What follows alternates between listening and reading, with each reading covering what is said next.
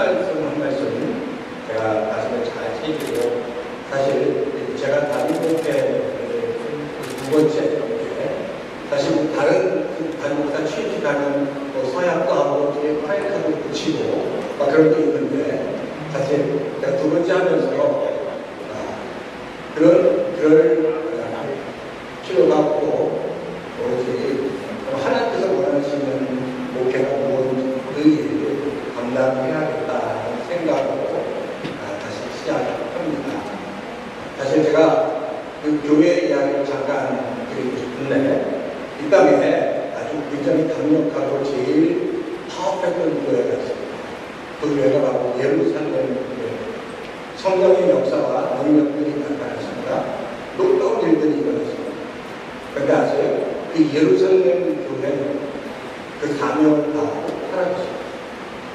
그 다음에 수리아 안디옥 교회는 선교적 역사를 놀랍게 일으켰던, 선교적 열매를 많이 맺었던, 하나님께서 사랑하셨던 교회였습니다. 근데 그 수리아 안디옥 교회도 그 사명을 다하고 살았습니다. 그리고 말씀에 충만했던 에베소 교회, 사도 바울이 가장 공부했던 에베소 교회도 그 사명을 다하고 살았습니다.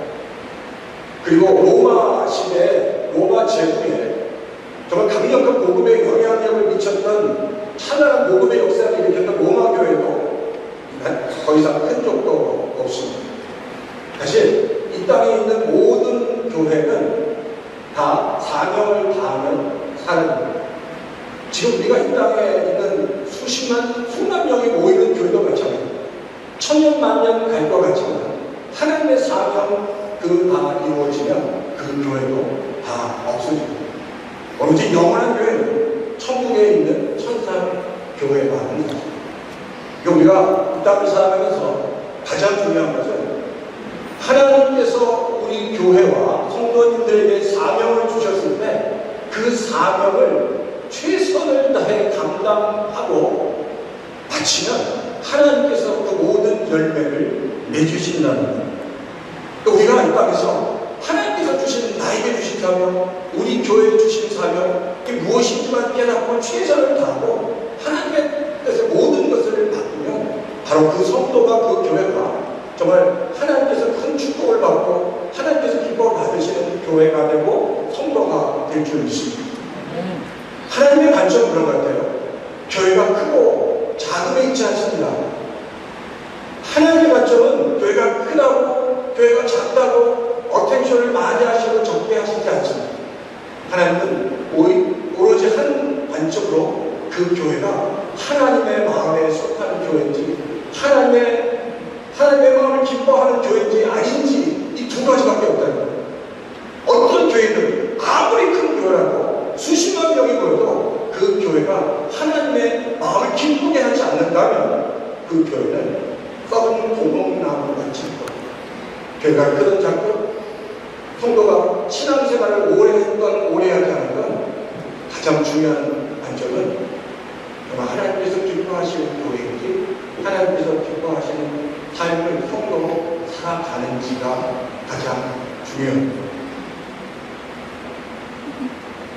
제가 오늘 이 반복과 최강사 예배를 드리면서 말씀한 것을, 주제 구절 말씀 한 구절 하나님께 기도하면서 말씀, 그 말씀이 바로 너희 안에서 착한 일을 행하시는 이가 예수의, 그리스도 예수의 날까지 그것을 이루시겠다고 하시는 말씀입니다.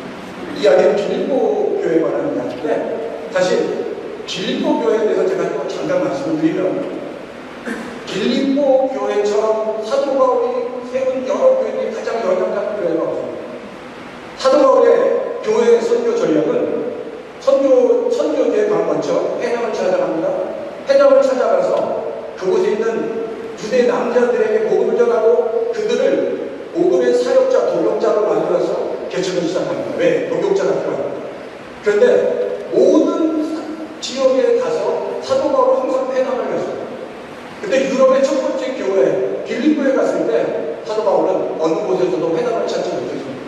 그래서 강가에 가서 기도하면서 복음을 전할 사람을 찾다가 한 무리의 여인들이 있었고 그들에게 복음을 전했고 그 중에 한 사람, 루디아라는, 옷감을 파는 루디아라는 여인이 복음에 반응을 해서 그에게 복음을 전하고, 그 여인이 빌립보 교회, 유럽의 최초 교회 빌립보 교회 개척연구를 바로 우리가. 그리고 그 다음 성도가 누군지 아십니까? 바울이 계속해서 강가에서 복음을 전하는데 바울을 쫓아다니면서 바울이라고 해서 얘기합니다. 이 사자는, 이 사람은 하나님의 나라와 영광을 위해서 드러내는 하나님의 종이라고 얘기합니다. 근데 그렇게 말하는 사람들이 귀신 들려서 정치 운동을, 그러니까 온전한 사람이 그렇게 이야기를 해도 이게 복음이 더 좋을 텐데, 귀신 들린 사람이 그렇게 얘기하니까 말이 안 되잖아요. 그래서 그의 안에 있는 귀신을 쫓아내요.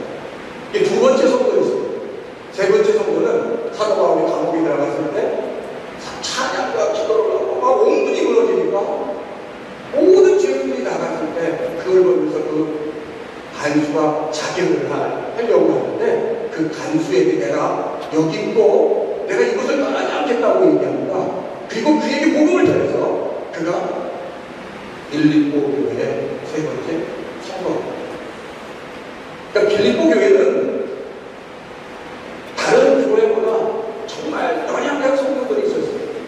마이너리티 여자와 귀신 들린 자와 그리고 간수가 그 교회의 성도들이었습니다. 정말 보잘것 없고 연약하고 하찮아 보이는, 겉으로 보기엔 하찮아 보이는 교회였는데, 나중에는 빌립보 교회에 대한 하나님의 평가는 바로 내 기쁨이 빌립보 교회였다고 해요. 사도 바울이 서신을 쓰면서 내 하나님의 기쁨이 빌립보 교회에 있다고 그 기쁨에 대해서 계속 얘기해요. 그 이유가 뭔지 아십니까? 세상 사람들이 보면은 빌립보 교회가 아주 부족한 것 같고 연약한 것 같고 아무것도 할 수 없는 것 같았는데, 그 성도들이 진심으로 하나님을 사랑했고 하나님의 말씀대로 살려고 했었어요. 그리고 하나님이 그렇게 나갈 때 하나님께서 빌립보 교회를 축복하는데, 나중에 사도 바울을 제일 진심으로 물질적으로 후원하고 기도로 후원하는 교회가 고린도 교회도 아니고 에베소 교회도 아니고 로마 교회도 아니고 빌립보 교회. 작거나 부족한 듯 해도 하나님 앞에서 진심으로 하나님 앞에 나가고 그 위에 하나님께서 축복하시는 말씀 그대로 너희 안에서 착한 일을 행하신 이가 반드시 그리스도의 예수의 날까지 너희들을 온전하고 완성하게 하겠다 하시는 그 말씀대로 하나님은 우리 임마누엘 하나님 장로교회 성도의 교회의 역할을 주십니다. 그리고 이 땅에 있는 모든 교회가 그 하나님 붙잡고 나가면 하나님께서 귀하게 사용해 주실 줄 믿습니다. 사실 담임 목사 취임식이지만 저는 이 담임 목사 취임식의 주인공은 담임 목사가 아니라 이 교회를 지금까지 세우신, 이 땅의 교회를 지금까지 세우셔서 역사하신 하나님이라고 생각합니다. 하나님이 이 담임 목사 취임식의 첫 번째 주인, 두 번째 주인공은 또 제가 아니라 38년 동안 이 교회를 위해서 애쓰고 수고했던 성도님들과 지금 나가서 교회를 위해서 애쓰고 수고하는 그 성도님들이 바로 이 담임 목사 취임식의 주인공이십니다. 이 땅에 교회가 목사가 주인이 되고 목사가 되다 해서가 아니라 성도들이 하나님의 은혜를 받고 변화되기 시작하고 성도들이 기뻐하는 교회, 성도들이 정말 하나님의 영광을 드러내는 교회, 성도들이 말씀을 듣고 하나님의 뜻 가운데 헌신하는 교회가 하나님께서 가장 기뻐하시는 교회의 중심입니다. 그런 교회가 되면 부족해도 하나님은 겉모양을 보지 않으시는 하나님께서 이 땅에 우리 임마누엘 하나님 장로교회뿐만 아니라 이곳에 오신 모든 성도님들의 교회 가운데 그 성도님들이 자신의 속한 교회를 위해서 최대신을 다하면 하나님께서 그의 삶과 모습을 보시고 기뻐하실 줄 믿습니다.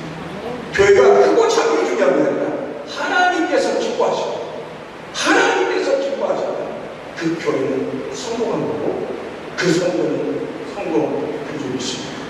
그런 역사가 바로 이 자리에 있는 임마누엘 장로님께서 지금 많은 교회에서